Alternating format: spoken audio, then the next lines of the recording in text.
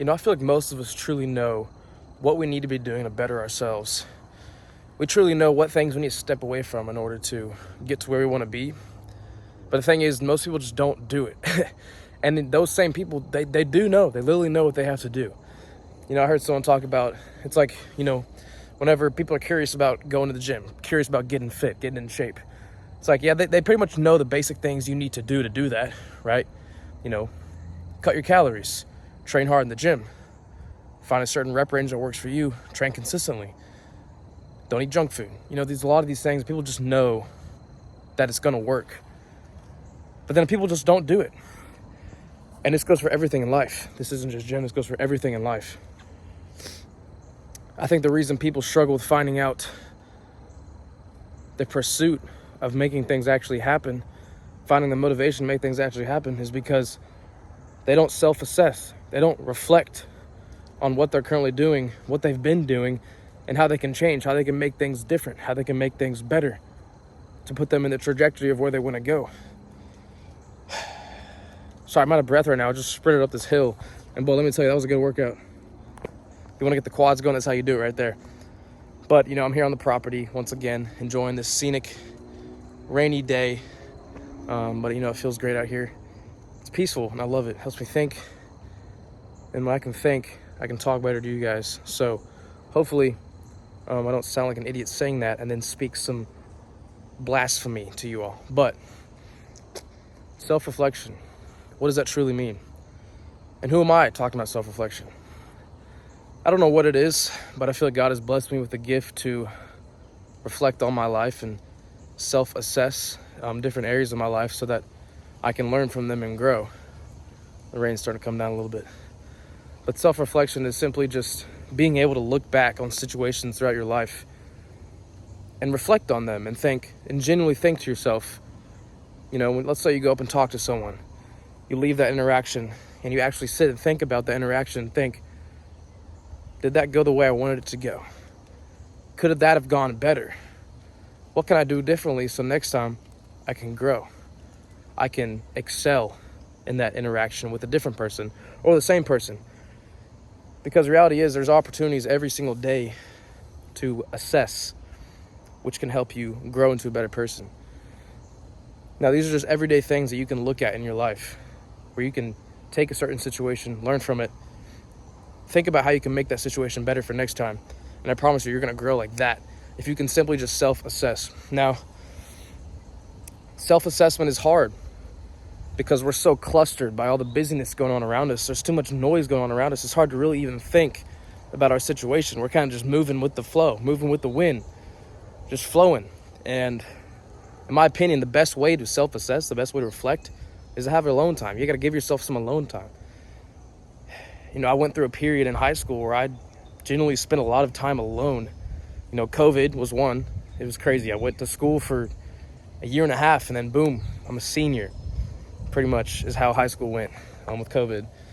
I can't imagine how some of y'all felt going into college. I've heard a lot of my friends talk about their college experiences in COVID, and it just sounds like people went through fraternity recruitment on Zoom. Like, what kind of shit is that? But yeah, I spent a lot of time alone in high school, not in like a, antisocial, lonely way. In a way, I was kind of lonely. I was just kind of isolated. I kind of isolated myself for a while. I kind of bounced around between different friend groups. I didn't really know where I fit in. And I guess that kind of helped me in a way because I was able to spend a lot of time alone. And from doing that, I grew a lot. I matured a lot because I was just kind of constantly self-assessing. And as I began to kind of master this skill, I realized that I'm constantly self-assessing. I realized that it's something that you should constantly be doing. And if you're not giving yourself the thought process to do this, you're going to fall behind. And I think this is why so many people lose their trains of thought. They lose direction because they're not constantly assuring themselves of where they need to be going. And whenever you can self-assess in control, when you can do it controllably and do it consistently, you can give yourself a clear vision of where you need to be going. And I've struggled with it sometimes. Sometimes I've realized, looking back, whenever I wasn't really assessing my life, when I wasn't really doing anything, I was kind of just living in the moment, which is good to an extent, but You know, when you have goals and when you're ambitious, you have to assess. You have to set yourself up for the trajectory of where you need to be going. And not that I'm perfect at it, but I've very much learned that self-assessment is the key to changing your life. It's the key to becoming the person who you want to be. And, you know, as I'm growing into my golden ages, I'm 21 years old, it's like I've got a lot ahead of me. And, you know, I'm kind of trying to balance the thoughts between, do I want to live a submissive life to what's going on around me and enjoy my 20s and enjoy the fun around me? Or do I want to push myself ahead of the pack? Do I want to push myself in a direction that's going to keep me moving in a place where I'll be able to look at myself more maturely than other people, look at myself in a more successful manner? And it's hard, you know, it's hard to balance that sometimes because you get caught up a lot, especially in college. You get caught up a lot with going on around you. But because I'm able to self-assess, because I'm able to realize who I am, the kind of person that I know I am to be, it kind of brings you peace in a way. And so I guess, you know, the first main step, if you want to learn how to self-assess, is you got to find yourself, man. You got to find out who you truly are. Because if you're not working on finding yourself, if you're not listening to God calling you to who you need to be, you're not really going to know where you need to be going, right? And so you kind of have to open your eyes a bit. You have to open your ears a bit. You have to be still sometimes. You got to listen to him. You got to be able to look out for things that are coming your way. You got to look out for different situations. You got to think clearly, is this best for me? Is this going to help me be who I need to be? Because the more you ask yourself that, the more you assure to yourself that you have a direction, you have a purpose, that you have a specific place you need to be going in. If you're not assessing yourself, you don't have direction. You don't have a place that you're going. You're just floating around like everybody else. And that's what's going to separate you. I promise you, that's what's going to separate you, is if you're able to just think. And you know how rare you are if you're able to think now? You know how rare you are in my generation? If you can sit and think about who you are and about who you need to be. No one does this anymore. And I didn't do this. And this is why I say it with a sense of urgency, because I realized I was living so much of my life oblivious to reality. And it wasn't really my fault. It's not anyone's fault that's living like this. We're so conformed to just society, what they put on us. It's not really anyone's fault. But you got to break out of it. You got to realize, you got to wake up. And luckily, God woke me up. You know, God was calling me. He said, dude, there's more than this. There's more to life than this, you know? I didn't really know what it was. I still don't know if I know what it is. But I know there's more out there. There's more out there. There's always more out there. But the more you stay conformed to doing what everybody else is doing, you're not going to see it. You're never going to see it. You have to break free a little bit. I'm not talking about no Matrix, Andrew Tate BS, you know. But, you know, everyone is programmed to an extent. And until you wake up and actually think, you know, you got to use your brain a little bit. It takes some practice at first, but, you know, you got to start putting the phone down. Stop giving your attention to things that don't require it. You know, your attention is your most valuable asset. You can put your attention, whatever you put your attention on, that's going to be your focus. That's going to be what you're thinking about. Whatever you direct your attention to, that's what you'll think about. And that's 100% true as to what I found out. And I realized I was directing my attention to so much things that were just keeping me conformed to what everyone else is doing, keeping me away from who I needed to be. And then that's when I realized I'm in control. I'm literally in control. I have the ability to think. I have the ability to see things clearly now. I mean, how rare is that nowadays, right? And you have that ability too. You just got to open your eyes to it, open your heart to it. And once you do that, I promise you, you're going to start assessing everything going on around you. You're going to start looking at people like you're just a freaking ball of energy, and you're just radiating with energy, because you realize that, you know, I don't mean this in like a negative way, like a egotistical way, but you start looking at people like you're just on another level. And I don't mean this in like I'm better than everybody else. Of course not. I'm a humble guy. I like to think so. And you should never think that you're better than everybody. But you start to look at people in a way where that you can just tell that they're not living their true lives. They're not living their true selves. And it's sad. It's sad to see it. And I want you all to break out of that too, if this might be something you're living in, because that's not what life's about, I promise you. Yeah, who am I to know the meaning of life at 21 years old?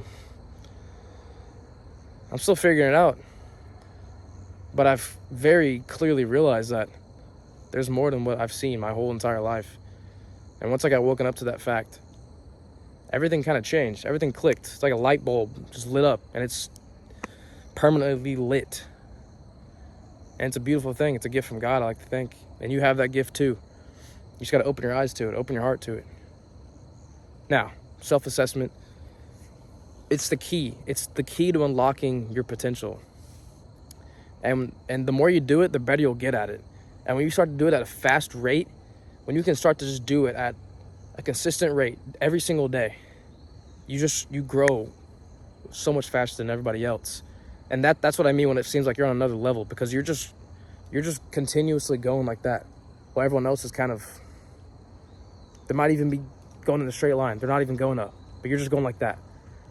That was the best explanation I could have done right there. It was kind of cheesy, but it's just really how it is, and it's insane to me.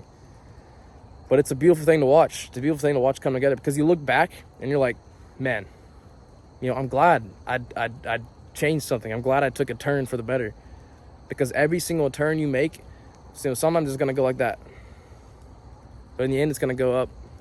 You go like that, and it'll keep going up. And that's the beautiful thing about life, is the more you assess, the more you reflect on who you are, who you're being right now, and you look on who you need to be, you can just so much clearly see the direction you need to be going in. That's just a motivational message I wanted to encourage you all with. Is your mind is your greatest superpower. And people take it for granted so much. And sometimes I forget that I have the ability to just think whatever I want. I have the ability to see the world however I want it to. And that is a gift from God. You have the same ability. Some people might be able to do a little bit easier than others. But at the end of the day, you have this gift. Stop giving it to things that don't require it. I hope that makes sense, because it changes everything. Because everything starts with the mind. Every single thing starts with what you put in your mind, what you place in your mind. I still struggle with it, because I let things of this world come into my mind. I let the negative things of this world feed my mind sometimes. And that's whenever temptation comes in. That's whenever you conform yourself to falling into sin or falling into your old ways.